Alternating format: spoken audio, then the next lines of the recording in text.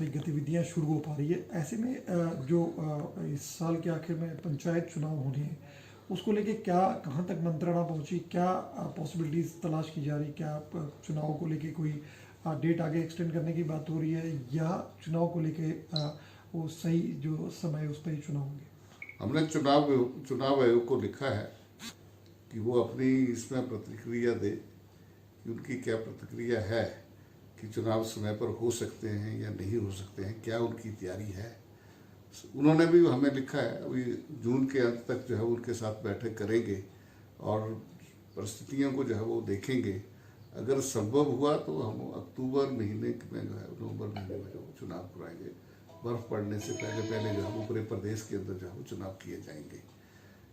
Sir, जो पंचायतों की रिस्ट्रक्चरिंग का भी चला हुआ था या नई पंचायतों के गठन का भी था, क्या वो प्रोसेस चलेगा या उसको अभी पोस्टपोन किया जाएगा? या अगर अगर चुनाव की क्या परिस्थितियां बनती हैं, अगर चुनाव अगर टलता है तो इस प्रोसेस को किया जाएगा, अगर नहीं टलेगा तो संभव जो है वो नहीं है, क्योंकि कोरोना के कारण जो है वो, लॉकडाउन के कारण जो है वो सारी परिस्थितियां जो है वो विपरीत हो गई। तो मैं ये समझता हूँ कि अगर समय लगा तो इसका भी तो कुछ नहीं कहा जा सकता, अनसर्टन है इसमें। अब विभाग ने उस पर जांच भी की है, जांच कहाँ तक पहुंची है आगे? अब जो गोवंश है वो सड़कों पे है, इस तरह से उनके साथ इस तरह से सरकार किस तरह से, विभाग किस तरह से काम कर रहा है? बिलासपुर में जो झंडुत्ता के गाय की जो घटना हुई उसके ऊपर जो है वो प्रशासन ने बड़ा संज्ञान लिया है और जो संबंधित जो व्यक्ति था वो पकड़ा भी गया और उसको जो है वो एनिमल क्रूरलिटी एक्ट के अंतर्गत जो है उसके ऊपर जो है वो सरकार कार्रवाई जो है वो कर रही है। अब कानून अपना जो है उसमें काम करेगा। जहाँ तक गौवंश का विषय है, ये हमारी सरकार की प्राथमिकता रही है और हाल ही में माननीय मुख्यमंत्री जी ने जितने भी NGOs जो है वो जो चला रही हैं, गौशालाएँ चला रही हैं, उसके लिए 500 रुपये प्रति गाय जो है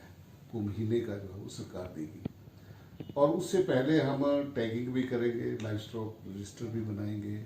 और उस गौशाला की कमेटी में ये कंपलसरी होगा कि जो एनिमल हस्बेंड्री डॉक्टर्स और साथ में अपना तहसीलदार जो है उसका मेंबर होगा, वो उस जहाँ उसका रखरखाव का भी ध्यान रखेंगे, उसके स्वास्थ्य का भी ध्यान रखेंगे और वही महीने के बाद जो है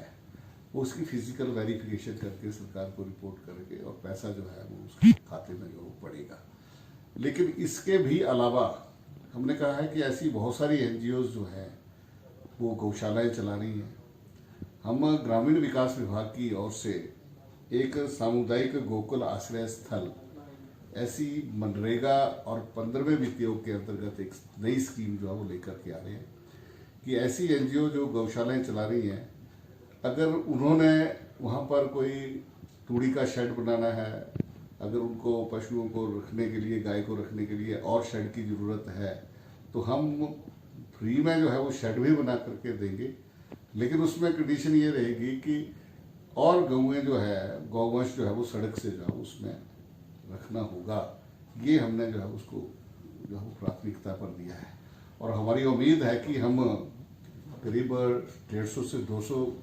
शेड जो है वो पूरे प्रदेश के अंदर बनाएंगे और हजारों की संख्या में जो है वो गौधन जो है वो सड़क से जो है वो गौशाला तक जो है वो, इसको हम गौ के लिए जो है वो गोकुल पुनर्वास योजना के अंतर्गत जो है उसको स्थापित जो है वो वहाँ पर करेंगे।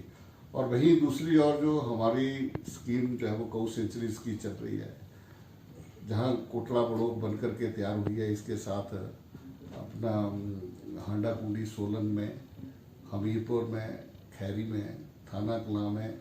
ऊना में जो है और कंदरौड़ी कांगड़ा में जो है वो इस माह तक के अंत में जो है वो बन करके तैयार हो जाएंगी और हमें उम्मीद है कि काफ़ी संख्या में जो है वो गौवंश जो है वो वहाँ पर उनका पुनर्वास जो है वो किया जाएगा। आज बहुत सारी NGOs जहाँ हमारे पास उनकी आवेदन भी आए हैं कि उन्होंने कहा कि वो इसको जो है वो चला करके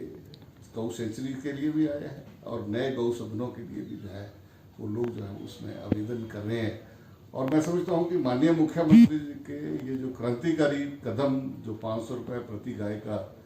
देने का जो किया है, इससे जो है वो एक बहुत बड़ी परिवर्तन जो है वो इसमें आएगा। और आने वाले थोड़े समय में ही हम गौवंश को जो है वो गौशाला में पहुंचाएंगे और पूरे प्रदेश को कैटल फ्री जो है वो करेंगे। कंवर साहब, ये जो 500 रुपये देने का वादा सरकार कर रही है, इसके अंतर्गत क्या गाय को गौ सदन में ले जाने का प्रावधान होगा या जो अपने घरों में लोग गाय पाल रहे हैं उनके लिए क्या किस तरह का ये जो सड़क पर जो गाय है उसको जो है वो गौशाला तक पहुंचाना और फिर उसको टैगिंग करके उस गौशाला के नाम पर जो है वो गाय जो है वो दर्ज हो जाएगी। बाद में जो है वो उसको छोड़ नहीं सकेंगे। अगर कोई अच्छा बछड़ा है, अच्छी गाय है, अगर कोई ले जाना चाहेगा तो उसका जो है वो ट्रांसफर जो है वो उसका नाम जो है वो उस मालिक के नाम जो है वो हो जाएगा। ये हमारे पास पूरा रिकॉर्ड जो है वो रहेगा। कोई इसमें किसी तरह की कोई हेरा फेरी, कोई कोताही जो है वो नहीं कर सकता। सर, एनिमल एम्बुलेंस को लेकर भी आपने एक बात कही थी, क्या वो प्रक्रिया शुरू हो चुकी है और क्या उसका पूरा ये हमारी बजट स्पीच में था और इसको जो है वो जल्दी ही हम